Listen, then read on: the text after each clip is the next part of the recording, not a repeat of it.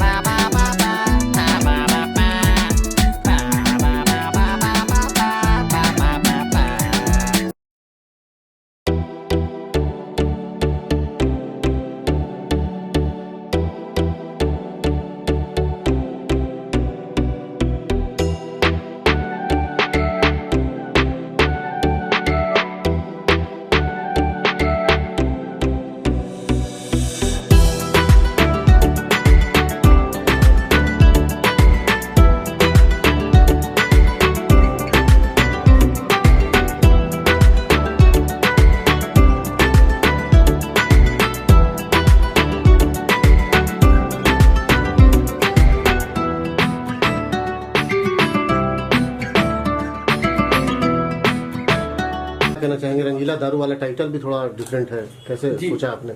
जी जी जी, ये जब हमारे पास में सब्जेक्ट आया था ना तो फिल्म है वो चीजें दिखनी चाहिए आपके टाइटल में, तो उस पॉइंट ऑफ व्यू से मैंने इस टाइटल को लिया था। और चेतन जी कैसे जुड़े? चेतन जी ये बड़ी इंटरेस्टिंग चीज है सर, क्योंकि हम जब पिक्चर शुरू किए थे ना तो बिगिनिंग में ही हमारे पहले कोई और पिक्चर कर रहा था जो साथ में, तो उन्होंने इनको मैंने एज ए प्रोड्यूसर में इसका साथ में जोड़ा हुआ था उस टाइम पे, और ये काफी दिन से इनका ये पैशनेट थे, एम्बिशन था इनका कि हम कुछ करें फिल्म लाइन में। उन्होंने ठीक है कुछ करते हैं। तो उसके बाद में जब ये चीजें वर्कआउट हुई ना तो मैंने इसको बोला कि चलो आप अगर साथ देते हैं तो ये काम जो है वर्कआउट हो सकता है, क्योंकि मैं तो सर टेक्नीशियन था, जैसा कि आपने देखा इसमें प्रोड्यूसर डायरेक्टर डीओपी तीनों भी, तो बेसिकली तो मैं डीओपी था। अभी उसके बाद ये मेरा डायरेक्शन में डेब्यू है, लेकिन बाद में फिर मेरे को प्रोड्यूसर का भी माला पहनना पड़ा, क्योंकि उसके बगैर ये चीजें नहीं होती, क्योंकि वो एक ऐसा एलिमेंट सबको चाहिए जो कि पूरा पैशनेट हो और कुछ नहीं रहने के बाद भी बहुत कुछ करने की ताकत रखता है, जो कि इन पिक्चरों में हुआ है। बिल्कुल, तो इस ढंग से ये हमको मिले और इन्होंने तब से साथ दिया मेरा, और आज तो देख रहे हैं साथ में। झाला जी आप अपने बारे में बताइए, मतलब कैसे फिल्मी दुनिया में आना हुआ? सर एक्चुअली मेरा फिल्मी दुनिया का तो पहले से बचपन से बोलिए ना नॉलेज, लेकिन बिहाइंड द सीन्स का ही नॉलेज था। फ्रंट का मुझे कभी भी क्रेव था नहीं, क्रेज था भी नहीं, तो मुझे पीछे ही काम करना था। बट मैं था डिफरेंट इंडस्ट्री से, था रियल एस्टेट में। रियल एस्टेट से फिर इंटरनेशनल मर्चेंट बैंकर्स में ज्वाइन हुआ, उनका रिप्रेजेंटेटिव बना। वहां से फिर माइग्रेशन होते होते होते संजीव जी से मिले, हमने कुछ वर्कआउट की 5-6 प्रोजेक्ट्स में। पहले कुछ दूसरे फाइनेंसर से सोर्स आउट कर रहे थे, फिर वो बातें बन नहीं रही थी कुछ ज्यादा। सो देन हमने सोचा कि भाई चलो कुछ इनिशिएट ही करते हैं, हम ही एक छोटे लेवल से भी करो या बड़े लेवल से करो, स्टार्ट होना जरूरी है। जुड़ गए। ऑडिशन सर ले रहे थे, ऑडिशन लेते लेते कब मेरा ऑडिशन ले लिया मुझे भी पता नहीं चला। एक कैरेक्टर था जो शायद टाइम पे नहीं आए या जो भी था, तो इन्होंने बोला आप ये पढ़िए। मैं बोला मैं क्यों पढ़ूं, लेकिन इसको बोलिए आप पढ़िए तो सही, मुझे देखना है खाली। मुझे लगा मेरे जरिए किसी और आर्टिस्ट का उनको स्क्रीन टेस्ट लेना है, तो मैं तो ऐसे ही ब्ला ब्ला ब्ला करके निकल गया। तब इन्होंने बोला नहीं अब ये रोल आप ही कर रहे हो। मैं थोड़ा तो बोले ना एक शॉक हो गया कि क्या कर रहे हैं। हम लोग जब मिलते थे तो मेरा थोड़ा बहुत बोलो ना वो हंसी मजाक वो सब चल रहा था। हमारे साथ एक दूसरे भी फाइनेंसर्स जुड़े थे तभी, बट लास्ट मिनट उनका बैकआउट हो गया। तो फिर उनका सजेशन था इनको, और इनके दिमाग में क्या खिचड़ी पक गई पता नहीं, फिर उन्होंने वो उसी तरह से डेवलप करना शुरू कर दिया। मतलब एक्टिंग भी कर ली आपने, है ना? जी, उसमें क्या हुआ कि मैं बताना चाहूंगा इसके बारे में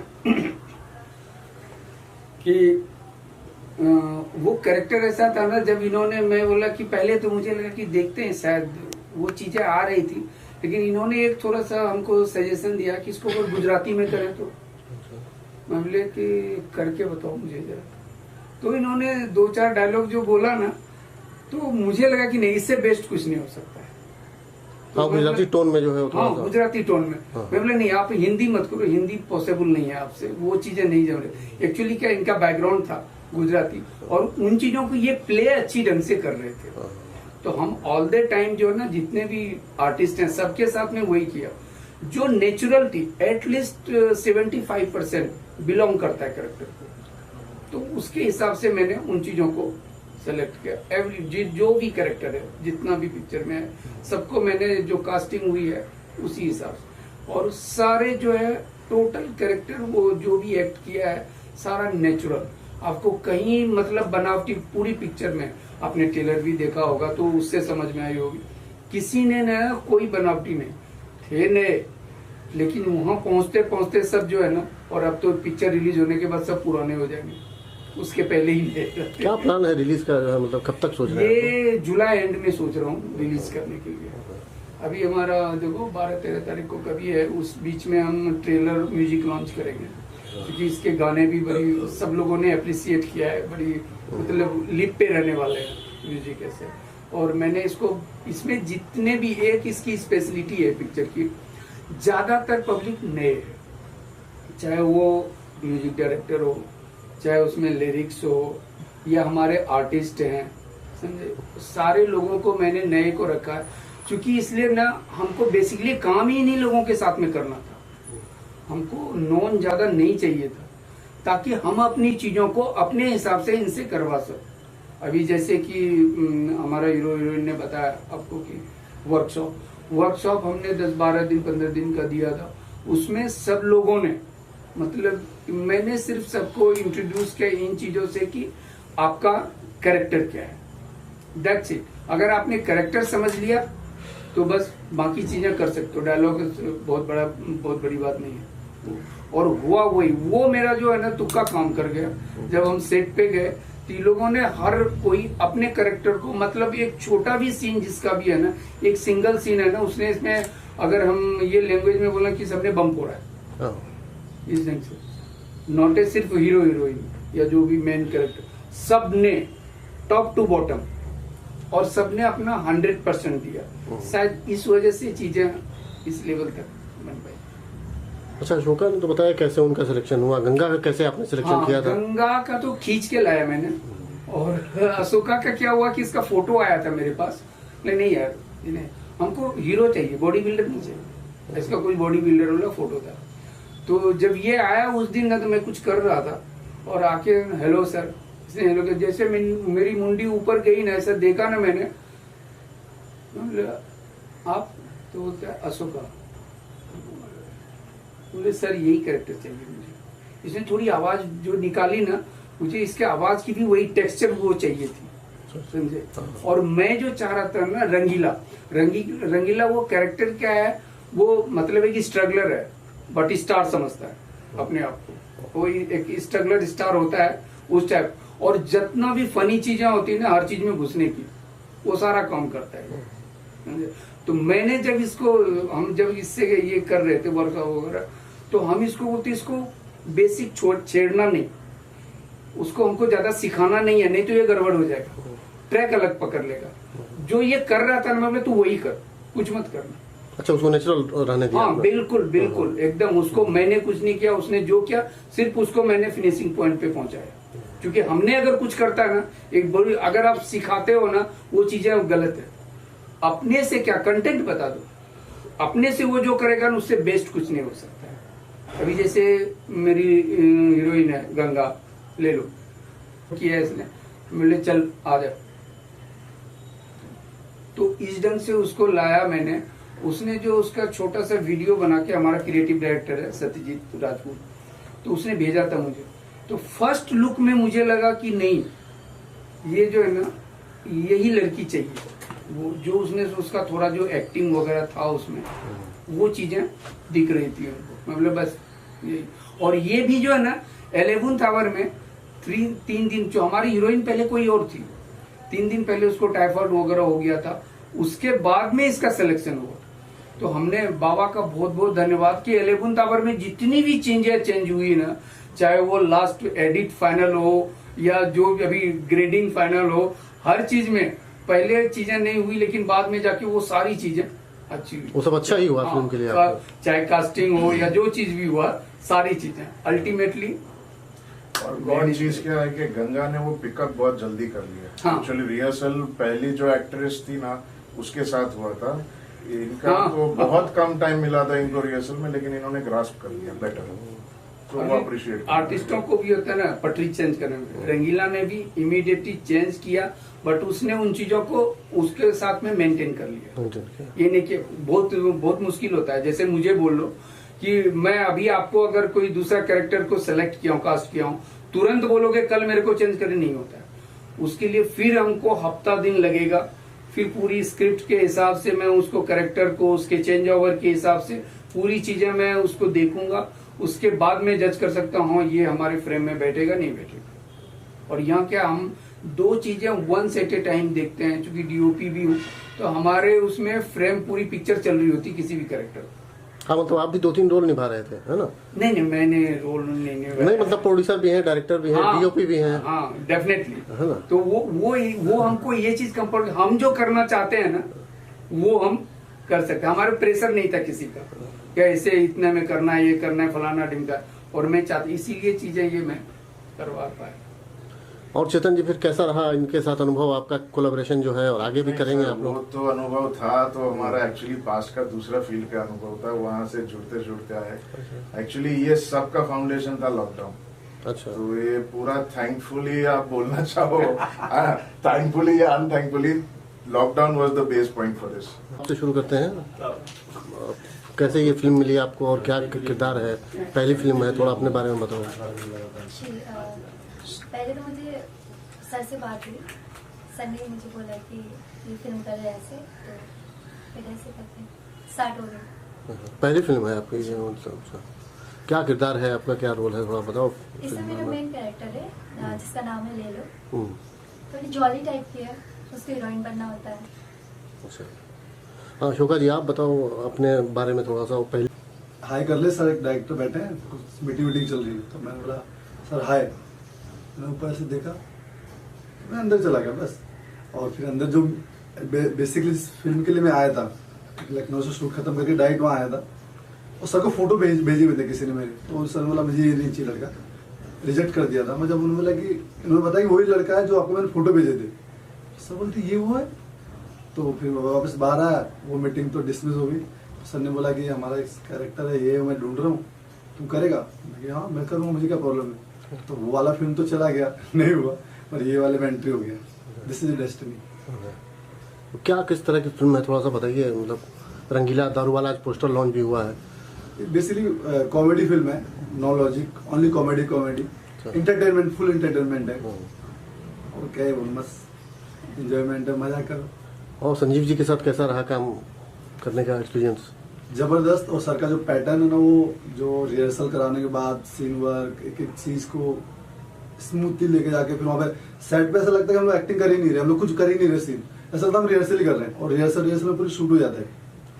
तो जो उनका पहला पैटर्न जो होता है ना, कि पहले तो रीडिंग, फिर scene work, I love theatre की जैसे, वैसे बेसिकली थिएटर बैकग्राउंड से हूँ, तो ऐसा लगता है थिएटर ही कर रहे हैं हम लोग। तो कब शूट हो गया हमको पता ही नहीं चला। गंगा, आप बताओ कैसा एक्सपीरियंस रहा शूटिंग का? कहाँ, यही मुंबई में शूट किया है? जी, बॉम्बे में शूट हुआ। और संजीव सर हर एक छोटी चीजों को बारीकी से, मतलब एकदम अच्छी तरीके से वो गाइड करते हैं हर चीज को। तो मैंने तो बहुत एंजॉय किया। पहली फिल्म थी, बट मैंने सर के साथ बहुत एंजॉय किया, बहुत काफी कुछ सीखे भी मैंने। बाकी सब आर्टिस्ट सारे अच्छे थे। सुनील पाल जी के साथ भी आपने स्क्रीन शेयर किया है, जी। कैसा रहा उनके साथ? सर के साथ भी मस्त, मतलब मजा आया उनके साथ, पहली बार किया, बट अच्छा लगा। और शोका जी, क्या कहेंगे आप? दर्शकों से क्या अपील करेंगे इस फिल्म को लेकर? यही करेंगे, हम लोग का सबका फर्स्ट फिल्म है और डेब्यू हम लोग का, हम दोनों का डेब्यू है।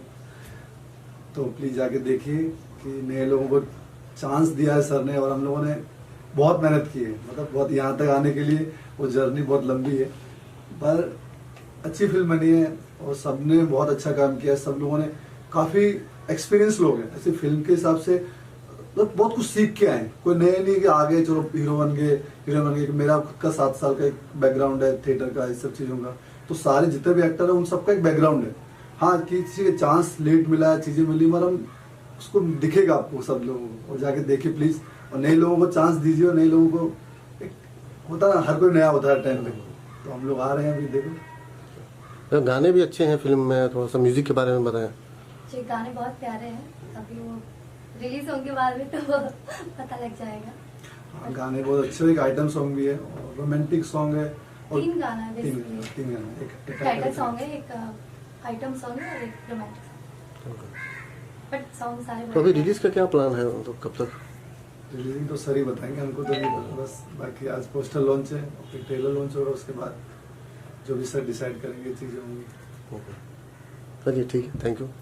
के बारे में थोड़ा सा बताएं इनके आप। बारे में जितना भी बोलूँ वो कम है, क्योंकि जब मैं स्टोरी ढूंढ रहा था तो इनको मैंने फ़ोन किया। हमारी इनकी मुलाकात पहले से थी, हम लोग छोटे प्रोजेक्ट पे कुछ काम करने जा रहे थे, इसलिए मीटिंग वीटिंग चलती रहती थी। तो इनको बोला कि राव साहब ऐसे ऐसे है, कोई स्टोरी है क्या? तो इन्होंने बोला कि सर आपको अच्छा लगेगा कि नहीं पता नहीं, मैं बताता हूँ। मैंने बताओ देखते हैं। इन्होंने पहला ही सीन सुनाया ना, हमने डन करो, क्योंकि मुझे लग गया कि मैं ये काम बहुत अच्छी तरीका से कर सकता हूँ। और ये क्या है, राइटर तो है ही, ये सेल्फ जो है ना अपने आप में ये डायरेक्टर भी, समझे?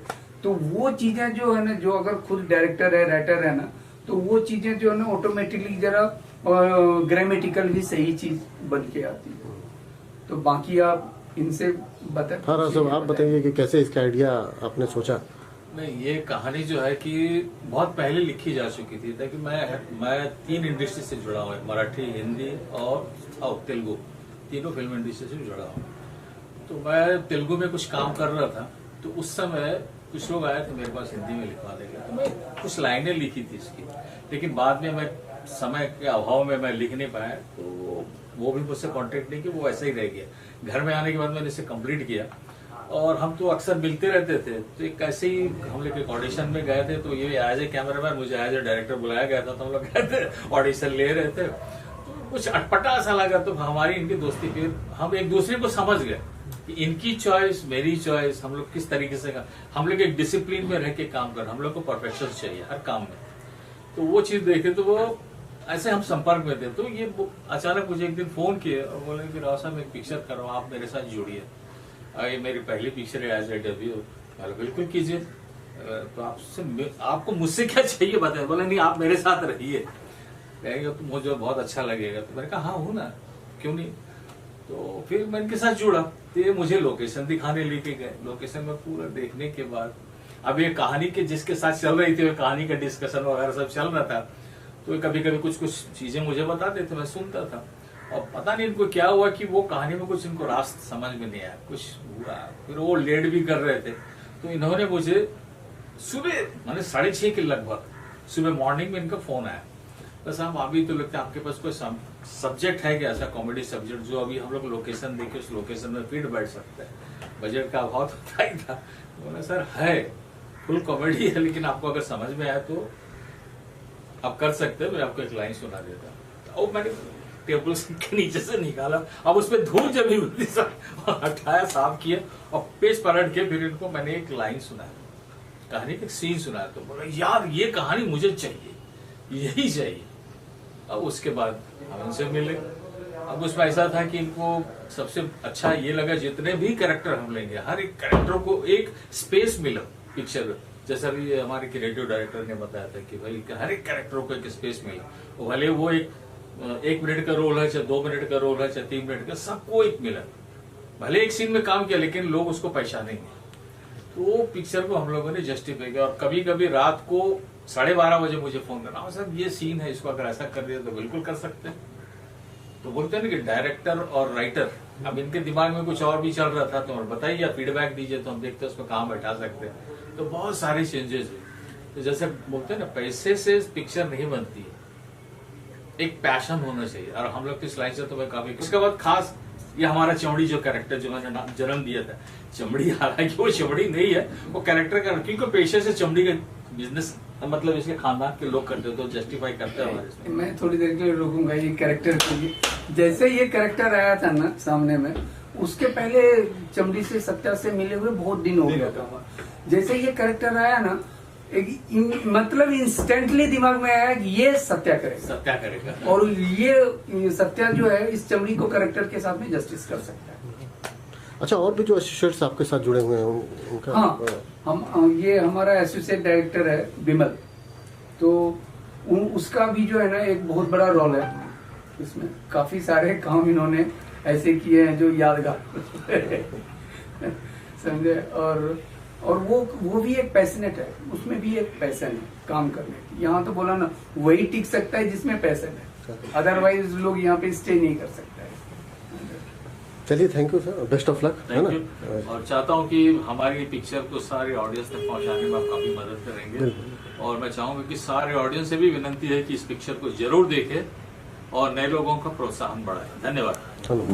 हमेशा से, मतलब ये मेरी पहली film as an creative director. मैं थिएटर मैंने काफी किया है। मैं मकरन जी के साथ था, पंडित सत्यदेव दुबे जी के साथ था पृथ्वी थिएटर में, और काफी फिल्में की है मैंने। तो एक फिल्म हम कर रहे थे, तो वहां पर एज एन डीओपी मिले संजीव सर मुझे। तो वहां पर मैं उनके एक दोस्त की फिल्म थी, तो जस्ट हेल्प कर रहा था उनको। तो उन्होंने मुझे बोला सत्या यार एक प्रोजेक्ट करना है तुझे लेके। मैंने कहा ठीक है सर, आप जब बताइए तो हम कर लेंगे।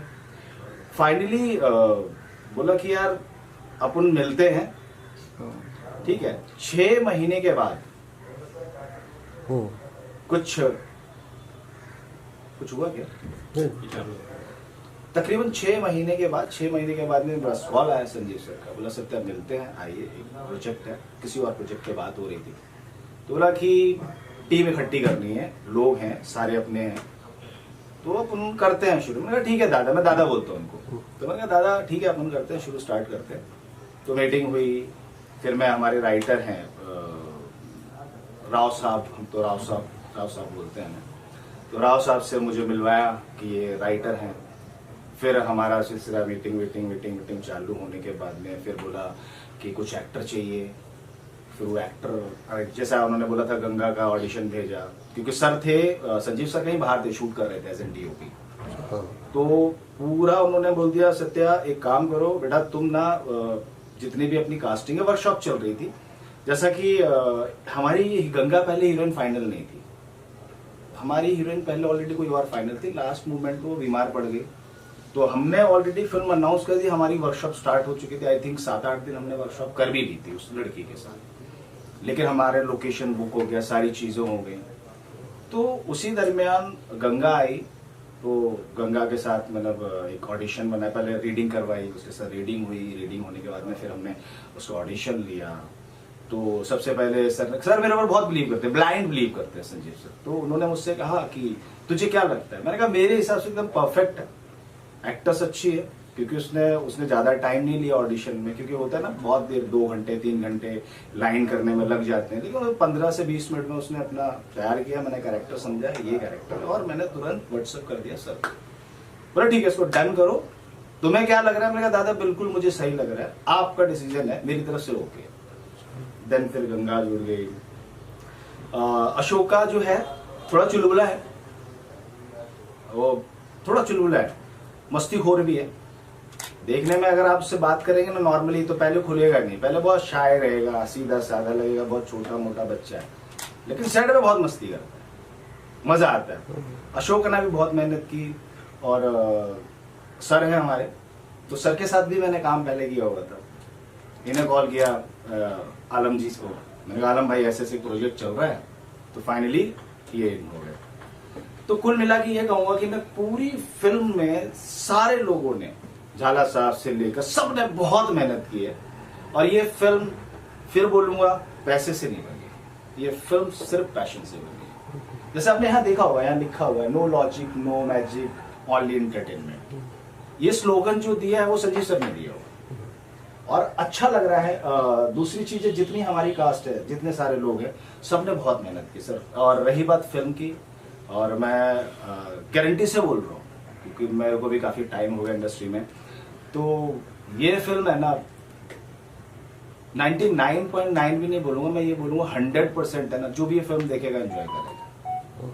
एंजॉय करेगा पूरी तरह। और एक फिल्म की सबसे बड़ी बात यही होनी चाहिए कि पब्लिक को एंटरटेनमेंट मिले, करेक्ट। और इसका ये मकसद ही है फिल्म का।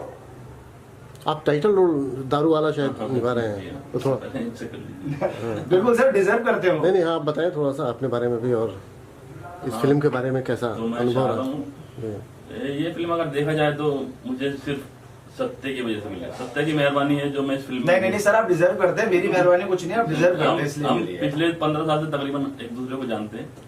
सत्य का फोन आया, ऐसे हम काम भी कर चुके हैं पहले साथ हम में। लोग काफी काम कर चुके, तो ऐसे से है। मैंने मीटिंग की सर से, डायरेक्टर साहब से, संजीव सर से, तो मैंने सोचा कैरेक्टर मेरे ऊपर ही था। उसका फिल्म का नाम ही दारू वाला था, मिस्टर दारू वाला। मतलब कैरेक्टर मेरे ऊपर है, सत्य ने अच्छे लोगों से मिलाया है। मुझे वही भरोसा हो गया था कि संजीव सर से जब मिला ना, तो उन्होंने जब समझाया मुझे, तो मुझे वहीं पर भरोसा हो कि ये फिल्म बनेगी और रिलीज भी होगी। और देख लीजिए आज यहाँ तक हम पहुंच गए हैं। ये आने वाले तकरीबन 1 महीने के अंदर अंदर इंशाल्लाह रिलीज भी हो जाएगी। इसमें मेरा मेन कैरेक्टर दारू वाला कैरेक्टर है, टाइटल कैरेक्टर है। संजीव सर बोले इसमें पारसी लुक चाहिए, पारसी लैंग्वेज भी चाहिए, तो मैंने कोशिश की है। आप पब्लिक को पसंद आएगी तो माशाल्लाह बहुत अच्छा चलेगा। डेफिनेटली अच्छा। आप लोगों को तो जो लगा सो लगा, मगर पब्लिक को अच्छा लगना चाहिए। और ये बात के साथ फुल डेडिकेशन के साथ काम किया है, और डेडिकेशन यही दिखाता है कि ये फिल्म यहाँ तक पहुंच गई और ये रिलीज हो गई। तो फिर सर रिलीज 100% हो रही है, मैं बैठा हूँ यहाँ पे सर, एक महीने 100% हो रही इंशाल्लाह है रिलीज और बहुत जल्दी एक रिलीज महीने के होगी। अंदर। आई थिंक हम लोग आपको पता नहीं है सर, हमारा लगभग नेक्स्ट मंथ में हम इसका पोस्टर लॉन्च कर रहे हैं और म्यूजिक लॉन्च भी कर रहे हैं, तो डेफिनेटली वो पब्लिक तक हम पहुंचाएंगे। हमारी रही बात, आप लोगों का सपोर्ट है, मीडिया का बहुत बड़ा सपोर्ट है इस फिल्म लाइन के अंदर, कि वही लोग हमें आगे बढ़ाते हैं, वही लोग हमारी चीजों को पब्लिक तक पहुंचाते हैं, वही लोग हमारी ऑडियंस को थिएटर तक लेके आते हैं। तो मैं यही बोलूंगा कि आप जितने भी लोग हैं यहाँ पर, आप सब लोग बहुत मेहनत करते हैं, और आप लोगों की वजह से ही ये इंडस्ट्री जो है वो राइज कर पाती है, एक्टर राइज कर पाता है, डायरेक्टर राइज कर पाता है, प्रोड्यूसर राइज कर पाता है, कि मीडिया का इसके अंदर बहुत बड़ा हाथ होता है सर। बाकी आपने कैरेक्टर भी एक किया है